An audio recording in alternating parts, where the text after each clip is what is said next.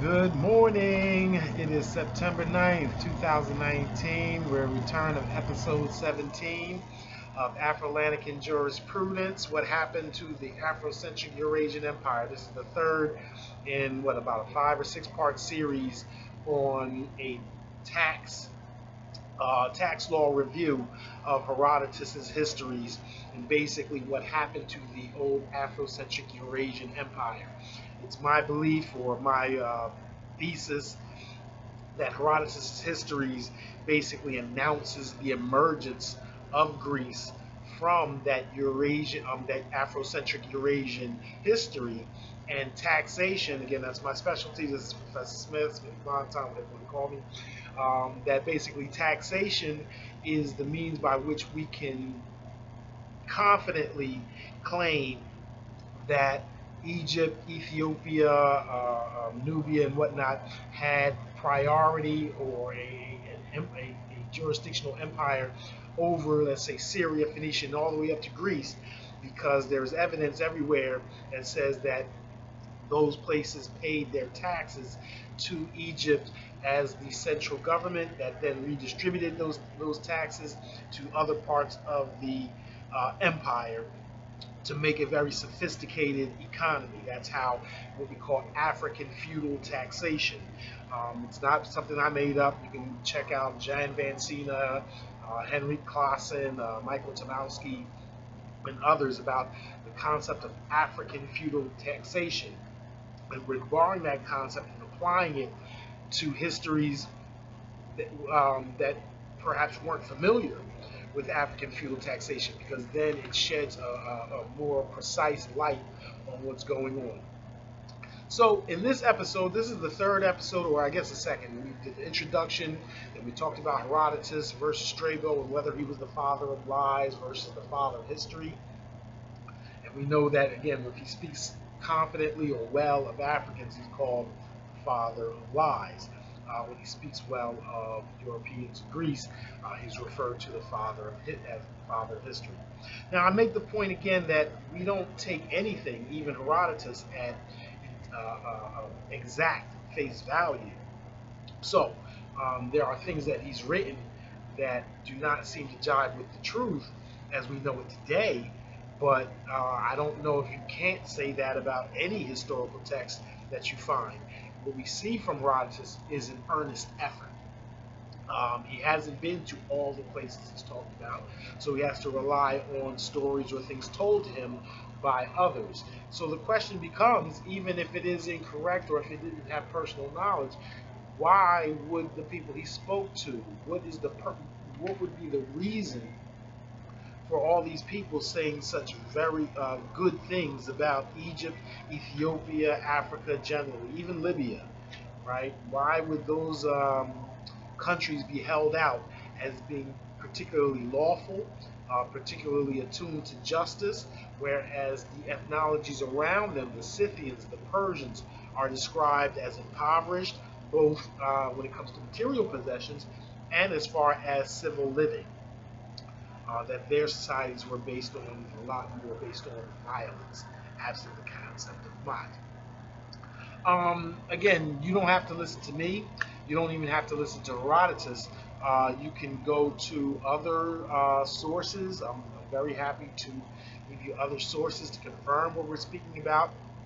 You can go to Keith Seal, who wrote a book in the 1930s or the 1940s, I believe, from the Oriental Institute, University of Chicago, basically the preeminent scholarly institution in the United States when it comes to Middle Eastern and Egyptian and history of the antiquity, history of the antiquities. So you can look at, so you can go to Keith Seal. Of course, you must check out Sheikh Anta Diop in his many books, Civilization and Barbarism, The African Origins of Civilization. I just happen to have that sitting right here. You can also, I also have sitting right here a fairly new text. This is the History of Africa, written by Molefe Asante, the father of Afrocentricity. When I say the father of Afrocentricity, I don't mean that he started Pan-Africanism. But in the 90s, again, his text, Afrocentricity, the idea that we can look at history from an African-centered perspective, comes from Molefe Asante, and he has a new history of Africa. Robin Walker's When We Rule. All of these books can give you the information you need to support the idea that prior to the Christian era, there was an African Eurocentric empire that stretched basically all the way from Africa to the Euphrates rivers, where in current Iran, all the way up to Greece. We'll also go through the proof that demonstrates that it wasn't the other way around. Okay, and where did this empire come from? We know that we can go as far back as Cemetery L. That's 3000 BC. That's Nubian cemeteries that had goods in those cemeteries that were from Western Asia and Persia. So you have to ask yourself, at 5,000 years ago, how did they get into that cemetery? Unless there's a state trading apparatus that implements a system of taxation and redistribution. We can talk about the 11th dynasty as a conquering dynasty that traveled far and wide, not just conquering Nubia and establishing trade relations with Punt, but also venturing out into Syria, Palestine, and others. But we know clearly, when we get to the 18th dynasty, the 19th dynasty, when we get to Hatshepsut, Tutmos, Ramses, Nefertari, we know for a fact that the African Empire, the Egyptian African Empire, Kemet, extended all the way down the south into Nubia, almost as far as perhaps Meroe, perhaps as far as Napata. We know that down in Abu Simbel, again, where Amon dwells, we have statues of Ramses Nefertari looking over their empire to the south. We know that Kemet had to have two viziers, right? By the 18th and 19th dynasty, there had to be a vizier. In other words, an attorney general or prime minister is a vizier. So there had to be a vizier of the southern empire and a vizier of the northern empire. This also, again, reflected the idea that northern Egypt or lower Egypt, right? Lower Egypt is the northern part. Upper Egypt is the southern part because the Nile is flowing down into the Mediterranean. So we know that the Delta region is more attuned and in cahoots or trading with Western Asia, Europe, what we call the Middle East, while Upper Egypt, the south, is basically more akin and trading more intensely with Nubia, Ethiopia, and even all the way down to Azania, right, Punt, and other polities that we're not as clear about. But we know that those that trade with the southern part of trade with Africa was more important or more lucrative than the trade with Europe, right? And it was basically to the benefit of Europe that they got the produce of Africa distributed to them in exchange for what they gave up to the Egyptian Empire. Silver vases, wine, other things. We'll talk about that very specifically. We're not going to leave it to generalities. Herodotus gives us the specifics here. Okay, so he not only is Herodotus criticized by modern scholars for, I guess what we call negrophilia, right? For loving black people too much, for saying too many good things about Egypt. And we talked about those last episode. But we also talked about Egypt being great in itself, but Egypt also being a colonizer. That Kemet colonized Greece, that Athens was a former colony. And that is how the wonders and the majesty and the grandeur of Egypt transfers to Greece instead of the other way around. And again, we'll look at some of the evidence that we have here, and we go straight to a quote and says That the Greeks, however, those I mean who gave the son of Amphitryon that name, took the name from the Egyptians and not the Egyptians from the Greeks, is, I think, clearly proved, among other arguments, by the fact that both the parents of Hercules, Amphitryon, as well as Alcmenia, were of Egyptian origin. Right? So we have not just the idea that the oracles, right? You've heard of the Oracle of Delphi, there was the Oracle of Dodona, Oracle of Thebes, Oracle of Libya, that these were black women, or at least originated as black women, which to me, again, is inconsistent with the argument that Herodotus puts forth that women couldn't be priests, because the Pythoness, the oracle, is definitely a black woman in almost every conception or story or illustration there is of her. But be that as it may, we know that Egyptian practices, religions, statecraft were transferred to the Aegean Peninsula, and specifically Athens, right?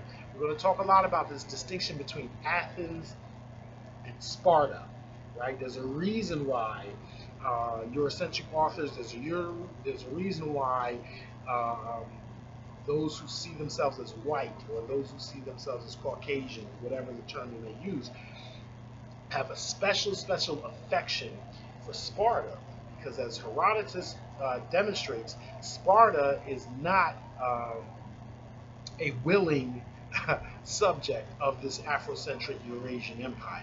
Athens, yes. Sparta, no. And we'll go into that in a lot more detail. This and the next episode, we talk about Solon, Croesus versus Solon, the Athenian lawgiver. But dealing again specifically with Kemet and its ability or whether or not it colonized Greece. Listen to some of these things, straight from Herodotus. The Egyptian Hercules is one of their ancient gods, 17,000, and when they say Egyptian Hercules, they mean Horus, right? We know Isis, Osiris, and Horus, or Heru, right? That is the son born to a virgin mother, Isis, in Egypt 3,000 years before the coming of Christ. And in Greek mythology, they basically convert Egyptian stories into their own.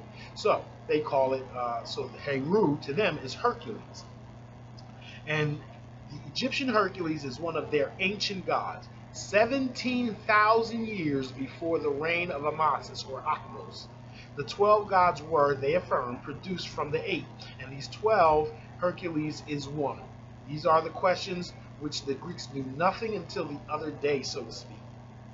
For Homer and Hesiod were the first to compose theogonies and give the gods their epithets, to allot them their several offices and occupations, and describe their forms. And they lived but 400 years before my time, as I believe.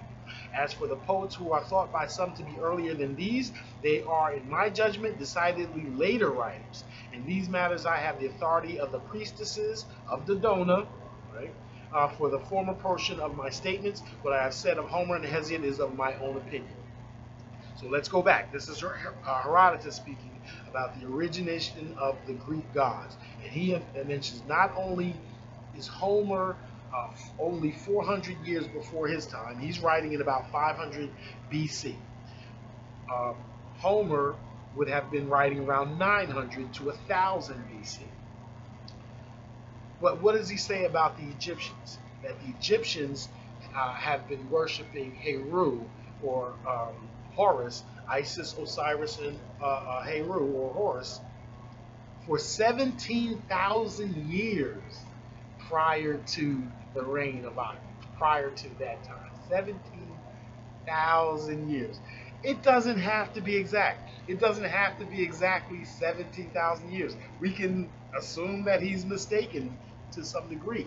But the point that the Egyptian gods that from which the Greek ones derived were established generations and generations and generations and generations and generations way prior to the emergence of Greek as a city-state, as a place of city-states or a nation, right? These are questions of which the Greeks knew nothing until the other day, so to speak, Right? Just rephrasing. And Herodotus believed that the Greek pantheon of gods represented the 12 months of the year, and that was taught to them by the Egyptians. Did you hear it in the last one? Look, here's a further quote. The Egyptians, they said, were the first to discover the solar year, and we know that to be true. And we also know that that has to relate the Egyptians back to about 4000 BC in order to create a solar calendar. Here back to Herodotus. And to portion out its course into 12 parts.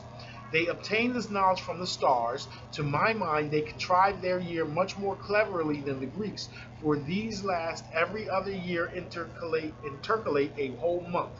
But the Egyptians, dividing the year into 12 months of 30 days each, add every year a space of 5 days besides, whereby the circuit of the seasons is made to return with uniformity. The Egyptians, they went on to affirm, first brought into use the names of the 12 gods, which the Greeks adopted from them, and first erected altars, images, and temples to the gods, and also first engraved upon stone the figures of animals. In most of these cases, they proved to me that what they said were true.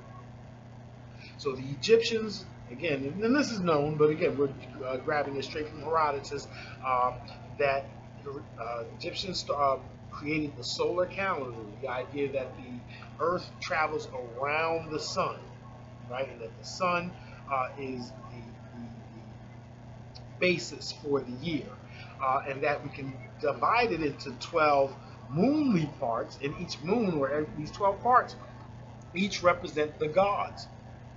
So when we talk about Mot and Tahuti and Thoth and whatnot, the original pantheon of gods each represented a month of the year, right? This is, again, this is what's scientific at that time, and it's more and as primitive as it may seem to us, it is more scientific than anywhere else in the world at that time. The idea that we can keep time through the sun, through the moon, and know that we're 5 days short, right? How long had they been following a solar calendar, a 12-month lunar calendar, for them to know that they had to add 5 days, right? That is what suggests a history of 17,000 years or more. And again, it doesn't really matter to me whether that number is precise. The point is made that the Egyptians were bad astronomers and scientists of their day. Herodotus also credits Egypt with the origination of Greek religious practices. Here we go. The Egyptians were also the first to introduce solemn assemblies, processions, and litanies to the gods, of all which the Greeks were taught the use by them. It seems to me a sufficient proof of this that in Egypt these practices have been established from remote antiquity, while in Greece they are only recently known. And he's agreed, so he should know. Just for one example, and this is kind of funny, right? Some of the things Herodotus writes is kind of ridiculous. We talked in the last episode about Scythians not bathing. Here we're talking that the Egyptians had to teach the Greeks that the religious temples, the temples to honor the gods, were not places for sex orgies, right? That it's a little deeper than that. I understand that you're a privileged member of society, but we actually have to conduct business in these temples. Listen, the Egyptians first made it a point of religion to have no converse with women in the sacred places, and not to enter them without washing after such converse. Amongst all other nations except the Greeks and the Egyptians act differently, regarding man as in this matter, under no other law than the brutes. So again, Egypt and Africa is different than every other place Herodotus knows about, except for Athens, which again he makes very good points that make very strong points, indicating that Athens belonged more or less to Egypt. And even again,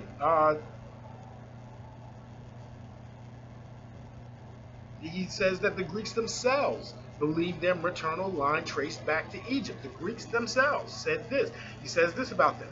If we follow the line of Danae, daughter of Acrisius, and trace her progenitors, we shall find that the chiefs of the Dorians are really genuine Egyptians. In the genealogies here given, I have followed the common Greek accounts. That's Herodotus. That's what he says. Was he lying about the calendar? Right? I mean, it's proven right that 365 days. The Persians too believed the Greek ruling class were descendants of the Egyptians. Here's what he said the Persians say. According to the Persian story, Perseus was an Assyrian who became a Greek.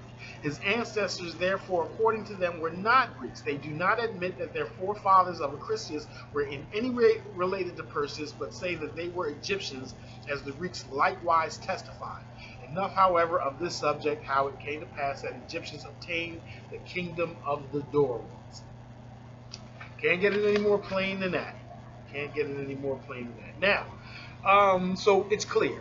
Right? I think we've made clear, and there's other evidence. All we're dealing with is Herodotus here. We could pull out information from other sources, but we've established through Herodotus, the father of history, one of the most intelligent Greeks of the time, and learned, and he says that Greece, particularly Athens, is more or less a colony of Kemet.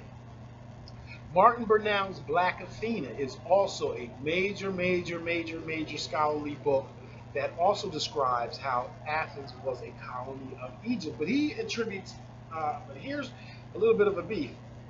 Martin Bernal attributes Greek civilization to both Egypt and Phoenicia. He calls it the Afro-Asiatic roots of classical civilization. Well, Afrocentric scholars have a beef with, they like Bernal, of course. I've gone to programs with Theophile Obenga, Martin Bernal, Asa Hilliard. It's great stuff. But they disagree with Martin Bernal in one respect, is that they do not believe the Phoenicians to be Asiatic. Yes, at that time, they do control the Mediterranean, they do control the Middle East, Arabia, Palestine, and Turkey. They all the way over to Libya, perhaps even as far as Morocco. We're not even sure. Atlantis may have been a Phoenician colony. But what is also clear, especially from Herodotus, is the Phoenicians were not only just a dark-skinned people, their origins are from the south. Their origins are from the Erythraean Sea, which Molefe Asante suggests they could be from Mogadishu. They could be originating from Azania. But we know them to be basically an Afrocentric people from Africa, either East African coast, Southern Arabia, maybe even as far as Southern India. But again, if we talk about the Hindu Kush Mountains, we open up a whole can of worms there. But let's look to see if there's anything here that we can support. Now, first of all, Herodotus agrees with Bernal about the Phoenicians. Right? Let's make that clear. According to Herodotus, the art of writing, which Eurocentric scholars often mark as the hallmark of civilization itself, they do this, right? Where did writing come from, right? If you didn't write, then it's not civilization. They try to disparage Africa because they're trying to argue that Europeans created writing. Therefore, even if you were prior in other things, you weren't sophisticated, you were primitive because you were writing. Well, the Phoenicians, again, these brown people that originated from basically the Indian Ocean or East Africa, introduced writing to the Greeks. Quote, now the Phoenicians who came with Cadmus, and to whom the Gephrii belonged, introduced into Greece upon their arrival a great variety of arts, among the rest that of writing, whereof the Greeks till then had, as I think, been ignorant. That's Herodotus. And originally they shaped their letters exactly like all the other Phoenicians, but afterwards, in course of time, they changed by degrees their language, and together with it the form likewise of their characters. Now the Greeks who dwelt about those parts at the time were chiefly the Ionians, right? Athens. When we talk about Ionians, we're talking about Athens. When we talk about Lacedaemonians, we're talking about Spartans. The Phoenician letters were accordingly adopted by them, but with some variation in the shape of a few, and so they arrived at the present use, still calling the letters Phoenician, as justice required, after the name of those who were the first to introduce them into Greece. Paper rolls also were called from old parchments by the Ionians, because formerly, when paper please listen to this. When paper was scarce, they used instead the skins of sheep and goats, on which material many of the barbarians are even now wont to write. The implications of this is strong, right? When paper was scarce, they used instead the skins of sheep and goats, on which material many of the barbarians are even now wont to write. So even if we were to equate writing to civilization, Egypt had the advantage of papyrus. It just happened to be within their environment where it's not available in other parts of Africa. So to the extent papyrus allowed the Egyptians to write on paper instead of goats, skins and animal skins, allowed them to create a bureaucratic apparatus greater than those around them. But if we credit writing as a important part of a sophisticated society, then we can assume that writing occurred in Africa as well, just on the skins of sheep and goats, which would not be preserved, right? That papyrus took it to another level, a specific type of writing, form of writing, something that's durable, but it is not the invention of writing itself. But let's go back to, again, this relationship between the Greeks and the Phoenicians. The Phoenicians were who were the Phoenicians? The Phoenicians were a seafaring people, pirates, who originated, quote unquote, from the shores of the Erythraean Sea, which is the Indian Ocean, in which places their homeland either around East Africa, known to the Romans as Azania, which could be Ethiopia, Somalia, Kenya, and Tanzania. Again, the Malefi Asante points to the ancient city of Mogadishu as a likely starting point. But they could also have been from the southern parts of, let's say, Arabia, which is Yemen or Oman, which again, to this day, is a very dark-skinned people. From Herodotus. According to the Persians best informed in history, the Phoenicians began to quarrel. This people, who had formerly dwelt on the shores of the Erythraean Sea, having migrated to the Mediterranean and settled in the parts which they now inhabit, began at once, they say, to adventure on long voyages, very long voyages, we'll get into that in a second, freighting their vessels with the wares of Egypt and Assyria, the wealthy countries at the time. And again, if they're pirates, they're basically robbing the ships that are going back and forth between. They landed at many places on the coast, and among the rest at Argos, right? That's the Aegean, that's Greece, or what was Greece before it became Greece, which was then preeminent above all the states included now under the common name of Hellas, Greece. If you go to the Olympics, you'll see to this day Greece wears a shirt, their jersey say Hellas on it. Here they exposed their merchandise and traded with the natives for 5 or 6 days, at the end of which time, when almost everything was sold, there came down to the beach a number of women, and among them the daughter of the king, who was, they say, agreeing in this with the Greeks, Io, the child of Inachus, Io, when we talk about the Ionians. They rushed, the women were standing by the stern of the ship, intent upon their purchases, when the Phoenicians with a general shout rushed upon them. The greater part made their escape, but some of them were seized and carried off. Io herself was among the captives. The Phoenicians put the women on board that vessel and set sail for Egypt. Where they're probably going to sell them. Thus did Io pass into Egypt, according to the Persian story, which differs wildly from the Phoenicians, and thus commenced, according to the authors, a series of outrage. And what series of outrages are we talking about? We're eventually talking about Helen of Troy, the Trojan War. And the Trojans basically were descendants of the Phoenicians. So Greece versus Troy is basically a beef about interracial marriage. We're going to talk about it in episode 18, right? The Phoenicians are going up on the Greek coast. They're stealing women or kidnapping women. They're pirating women, right? And Helen is captured later by Paris, who is a Phoenician, or at least he is according to Herodotus. We'll talk about that later. We'll get there. But we're going to talk about another story, Polycrates, today. Herodotus is very clear about the whereabouts of the Erythraean Sea. Here he goes. Asia is bounded on the south by the Erythraean Sea and on the north by the Caspian and the river Araxes, which flows towards the rising sun. Till you reach India, the country is peopled, but further east it is void of inhabitants. And no one can say what sort of region it is. Such then is the shape and such the size of Asia. So again, and we're talking about a time period where Herodotus is not even familiar with China at this point.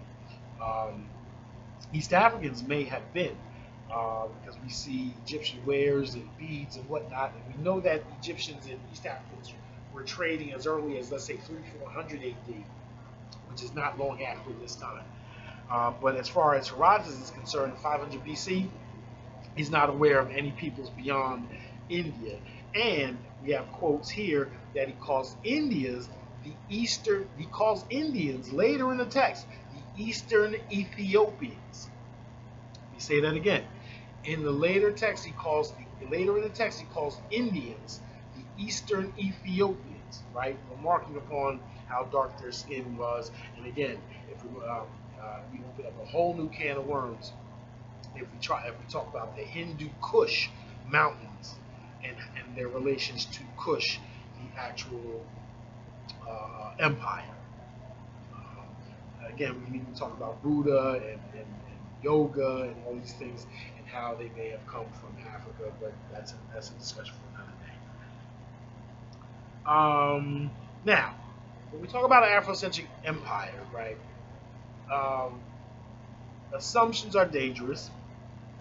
I don't mean that they can hurt anybody, but again, we try to be as precise as possible, because if we're not precise and someone else can point to us being incorrect, then they can also suggest that we're incorrect about a lot of things. So we try to be as precise as possible so that people can't mess with if they can't mess with the small, then they can't mess with the large. So we try to hold it down as much as possible. And so we have to critique our own sometimes. And here we're going to try to put a book called The Wonderful Ethiopians of the Ancient Kushite Empire. Hopefully you've heard of it. Maybe some of you have read it. It's actually in the public domain. It's by Drusilla Dungy Houston. And she is one of the early Afrocentrics before there's even a term Afrocentric created by Malefi Asante. And she believes that she notes incredibly and wisely how many dark-skinned civilizations there are around the world prior to the Christian era, right? So she's familiar with Easter Island. She's familiar with Olmecs and Americas and whatnot. She knows that they're all dark-skinned people, and so she assumes that they're all within this ancient Ethiopian empire. I need more. Right? I need more. I need more of the culture. I need more of the dynamics. I need more of the politics and all of that to resemble each other more than them all just being dark-skinned. I think that's great. I think it definitely tells us how much we've done, how much we can do, that whatever's going on in this world hasn't been created without us at any point. However, when we're talking about a state or an empire, I am a tax person, and tax is usually the proof that one entity or one central government is controlling all of the others, that all of the others have to pay their taxes too. So you may be a king, you may be a king, you may be a king, you may be a king, but there is one, you know the term, King of Kings. Right? The King of Kings, the Lord of Lords, is the one who collects taxes from all of them and then redistributes those things to the rest of the empire so that everybody has a piece. That's what makes the empire great.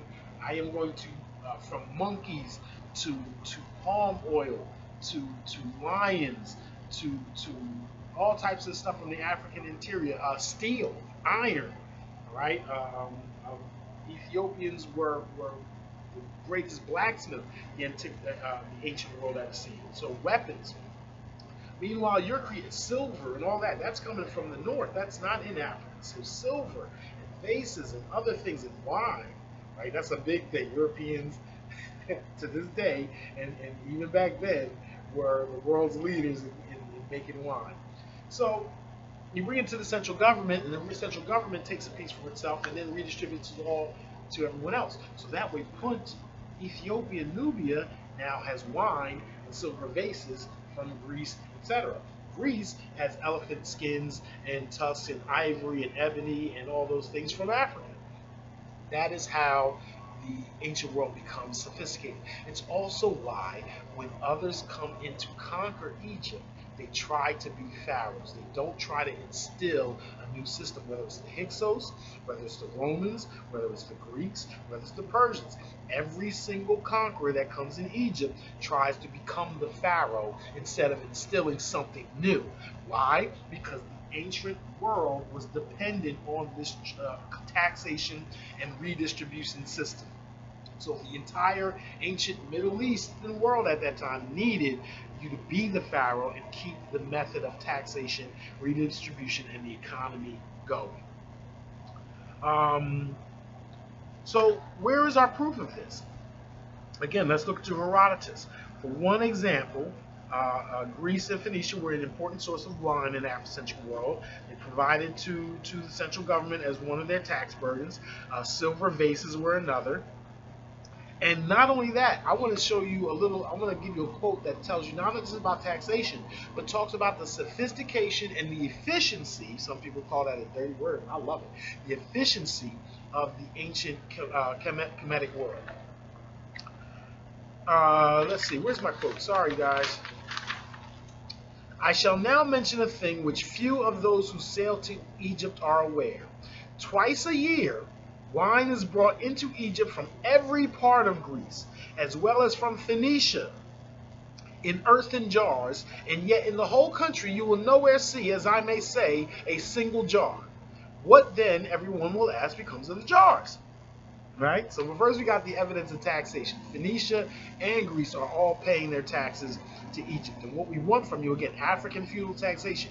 You give me something, I assign one thing for you to give me. One thing for you to give me.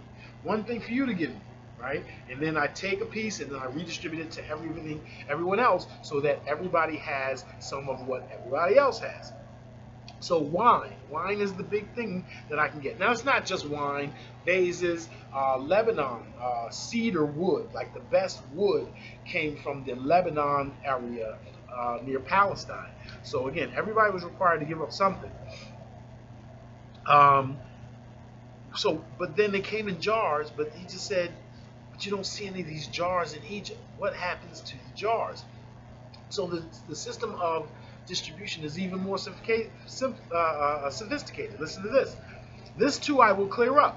The burgomaster of each town, the mayor, the burgomaster of each town has to collect the wine jars within his district and to carry them to Memphis, where they are all filled with water by the Memphians, who then convey them to this desert tract of Syria. And so it comes to pass that all the jars which enter Egypt year by year are there put up to sale and find their way into Syria, whither all the old jars have gone before them. So we have recycling of jars, right? We have an environmentally friendly recycling system where things are not going to waste. There's so many things. They're filled with water by the Memphians, who then convey them, sell them to the desert tract in Syria. So again, one of the reasons Egypt is so wealthy and dominates the regions around them is because the regions around them, like we know the Middle East today, fairly deserted, right? Things don't grow there. We talked last episode about how much the Greeks considered the Persians to live a hard scrabble life, that they had no wonders, that they don't have splendor, that they eat cereals and drink wine. That's it. They don't have luxury items.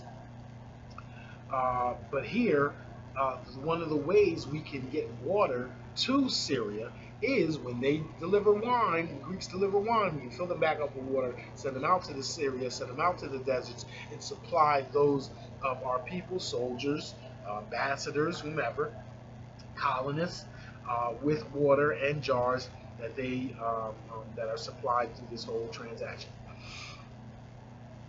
There's also festivities and pageantry when it comes to the collection of these jars, the collection of wine.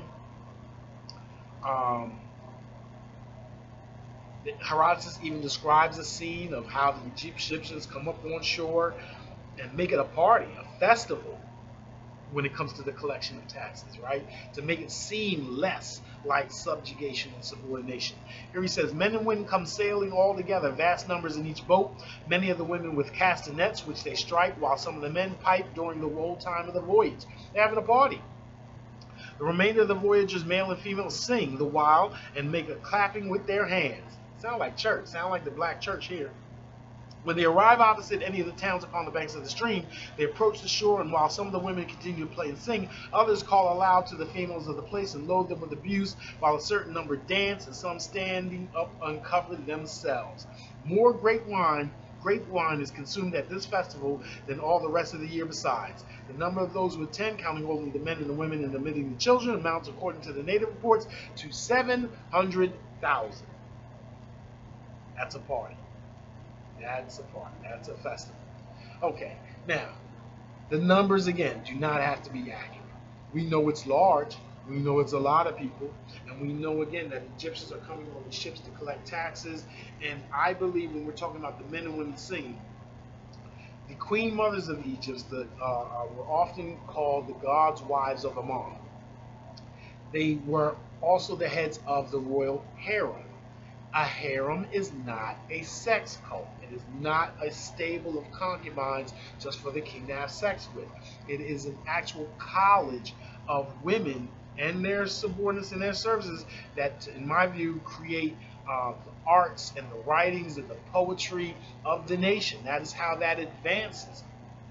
And so when it comes to tax collection, and again, the authority of the queen mother and is absolutely crucial to the collection of taxes, because again, it's Mother Earth. It's hers, and the male has the authority from her to act on her behalf. And so, again, from Hatshepsut to Nefertari or whatnot, you have to see this Queen Mother and her harem and all that, Queen Bee, and just imagine Beyonce and her whole crew rolling up on a town and whatnot, and impressing the folks, and having the show and whatnot, extracting the money, taking the taxes. That's Jay-Z's job, right? He's allowed to be the king only because Beyonce says so, only because of the reverence for the Queen Mother the Queen Bee to begin with. If she loses her esteem, so does he. Now, African taxation. African taxation, like everywhere else in the world, recognizes the non-payment thereof as rebellion. Right? Taxation is the sine qua non of the state, and without the payment of taxes, the state falls. So, if you've ever wondered why the IRS is given so much power, if you ever wondered why we're so afraid of the taxing power, it's because the non-payment of taxes has always been considered rebellion, has also always been considered a threat or treasonous to the state. So it carries harsh penalties. And so here we have, in this culmination of this chapter, we have Herodotus describing a Greek king named Polycrates, who is the king of an island called Samos.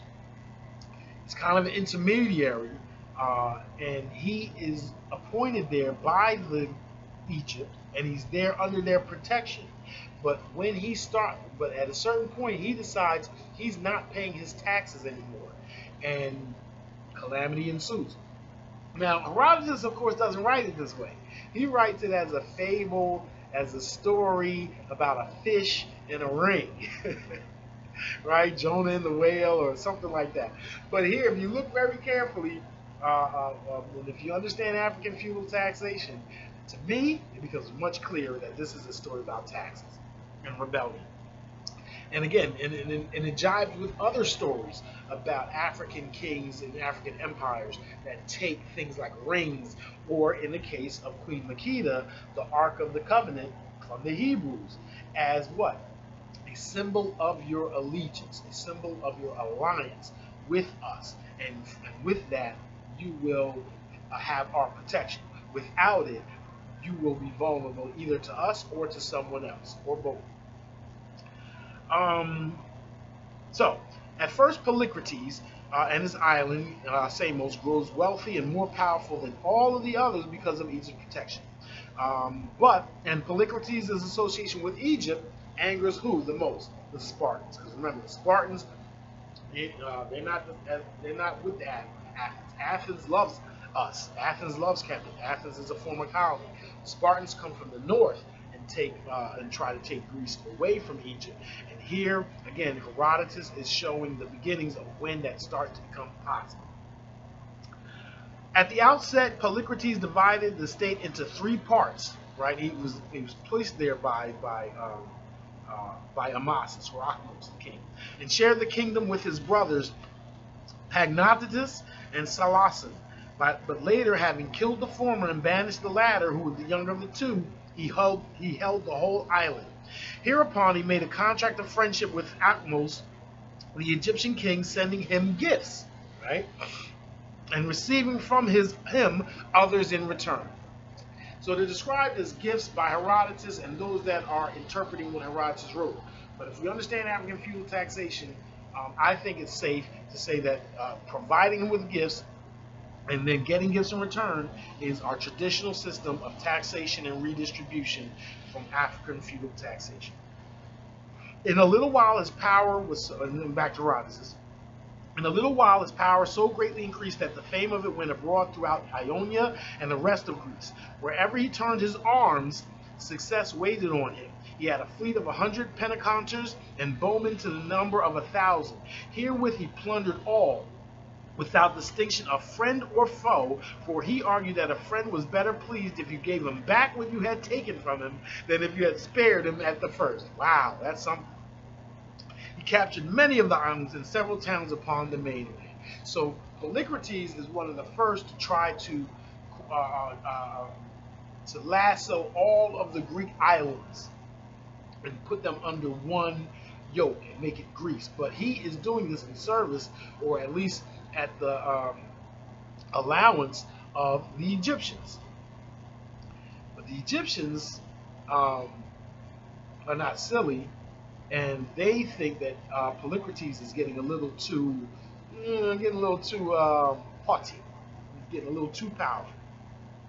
So Polycrates comes and speaks to Ahmose, Pharaoh Ahmose, sends another herald to send a message to Polycrates about his reign, right? About being humble.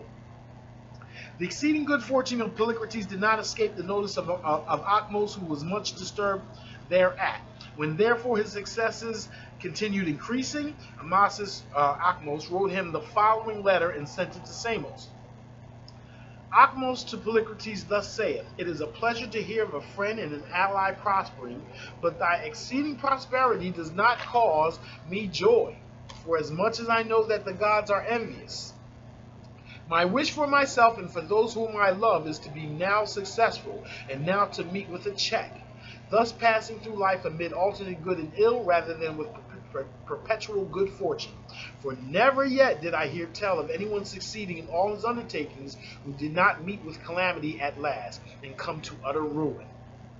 Now therefore give ear to my words, and meet thy good luck in this way. Bethink thee which of all thy treasures thou valuest most, and canst least bear to part with. Take it, whatsoever it be, and throw it away, so that it may be sure never to come any more into the sight of men. Then, if thy good fortune be not thenceforth checkered with the ill, save thyself from harm by again doing as I have counseled. So he's saying basically you're going to run a good luck, and karma's going to get you, right? You can't stay on top forever. So why don't you bring the bad fortune? Choose your bad fortune, right? Instead of losing your kingdom, send away a ring and throw it away. Now that's good for a fable, but I don't believe that, right? I, as a critical reader, believe, again, they were already in a tax relationship. They're already required to send Egypt the amount of taxes that Egypt requires, and then redistribute stuff back to the island of Samos, making that king glorious to his people and giving away good stuff. But Samos and Polycrates is growing large. And to make sure that Polycrates is in fact still under the Egyptian yoke, or under Egyptian dominance, he's basically demanding that reign. Again, this is no different than Menelik demanding the Ark of the Covenant from the Jewish people, or the Hebrew people. After much thought, I'm going back to Herodotus now. After much thought, he made up his mind that it was a signet ring which he was wont to wear, an emerald set in gold, the workmanship of Theodore, son of Telecles, a Samian. So he determined to throw this away, and manning a pentaconter, he went on board and bade the sailors to put out into the open sea. When he was now a long way from the island, he took the ring from his finger, and in the sight of all those who were on board, flung it into the deep. This done, he returned home and gave vent to his sorrow. Now it happened 5 or 6 days afterwards that a fisherman caught a fish so large and beautiful that he thought it well deserved to be made a present to the king. So he took it with him to the gate of the palace and said that he wanted to see Polycrates.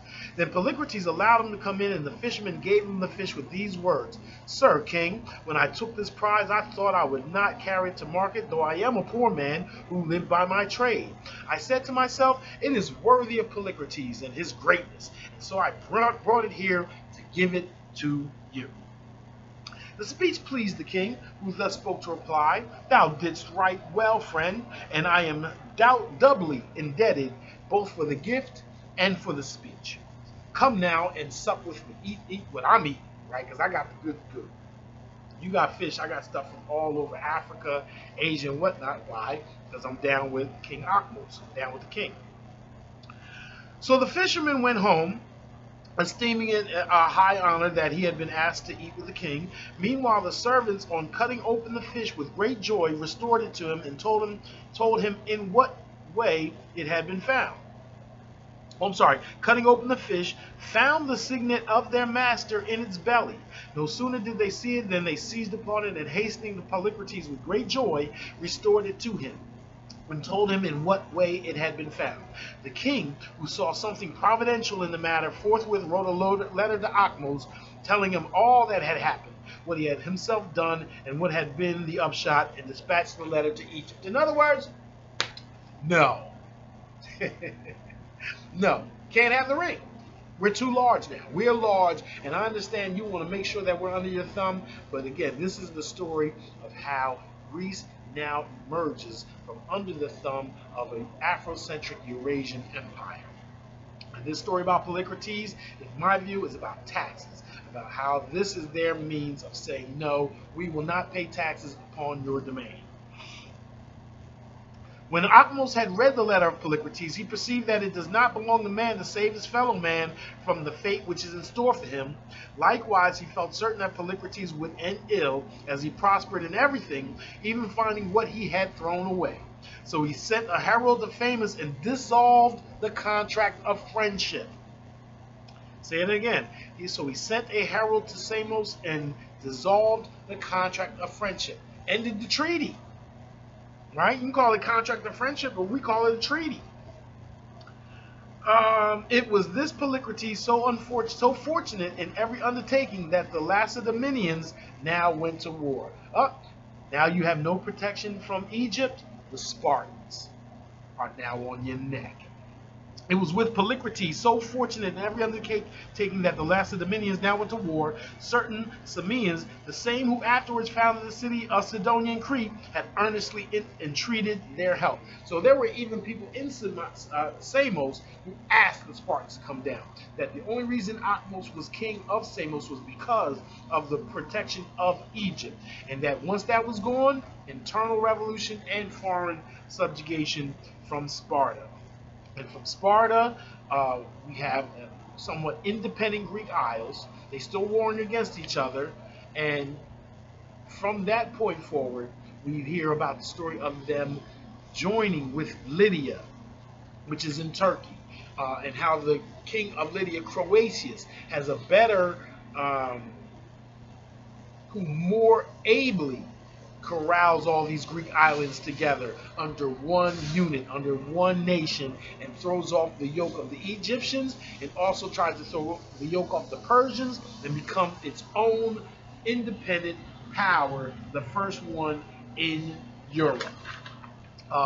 So that is where we're going to stop here, right, with the emergence of or at least the rebellion against taxation by Samos, the retaliation by Egypt, the attack by Sparta on Samos, where Egypt does not protect it, But then later, we're going to talk about in the very next episode how Sparta, Lydia, and all of the Greek isles unite and then begin to reject not just taxation, but even the Egyptian or Athenian way of life.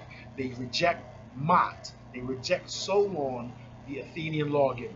So that will be the subject of episode 18. I hope you enjoyed episode 17, and we will talk very shortly. Afrolantican Jurisprudence, what happened to the ancient Afrocentric Empire. This is Professor Smith signing off. Hotep.